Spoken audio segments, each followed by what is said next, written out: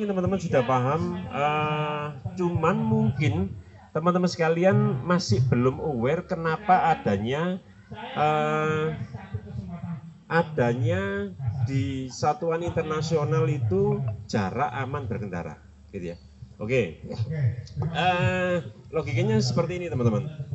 Ketika kita berkendara di jalan raya gitu ya, dimanapun entah naik mobil, entah naik motor gitu ya, kejadian laka, kejadian kecelakaan itu sebelumnya ada beberapa runutan kejadian.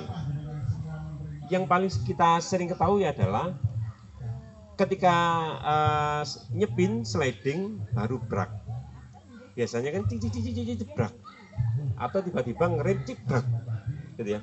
Atau sama, hampir rata-rata semuanya adalah ada kesalahan ketika pengereman.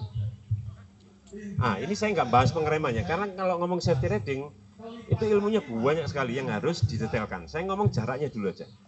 Logikanya teman-teman, ketika sebelum terjadi sesuatu itu ada runutan hal seperti itu, cicit baru brak, atau gagal pengereman baru brak, gitu ya.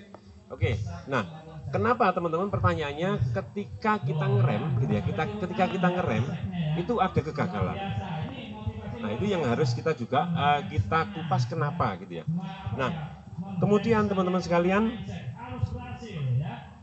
perihal jarak pengereman, di prosesnya yang gagal tadi ada spin, ada sliding, ada traksi yang tidak sempurna di jalan sama aspal dan rodanya kita, pengereman yang tidak sempurna sehingga brak. Nah, untuk jarak pengereman teman-teman sekalian bisa dipahami seperti ini. Ada dua proses yang wajib diketahui oleh teman-teman, kenapa kok ada jarak pengereman, kenapa ada kegagalan dan sebagainya, seperti saya ceritakan tadi. Pertama adalah ada reaksi manusia. Perlu dicatat, yang pertama ada proses reaksi manusia. Yang kedua ada proses reaksi mekanikal.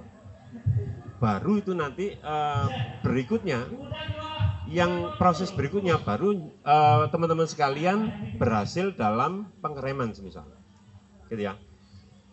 Mas, maksudnya gimana? Jadi gini teman-teman, satu ada proses reaksi manusia itu maksudnya seperti ini. Ketika kita riding gitu ya, kita menganalisa apa yang terjadi di depan kita gitu ya.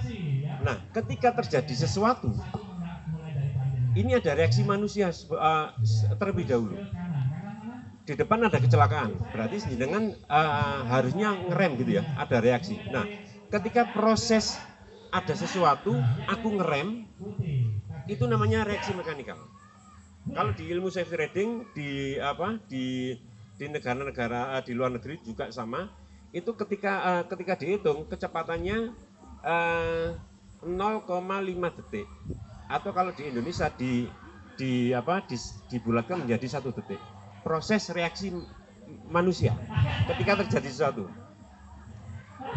Kemudian ketika jenengan terjadi sesuatu, berikutnya kan pasti jenengan akan bereaksi. Saya harus ngapain? Kalau di depan ada lubang, di sebelah kanan ada kecelakaan, atau di depan ada apapun lah, yang harus jenengan reaksi gitu ya.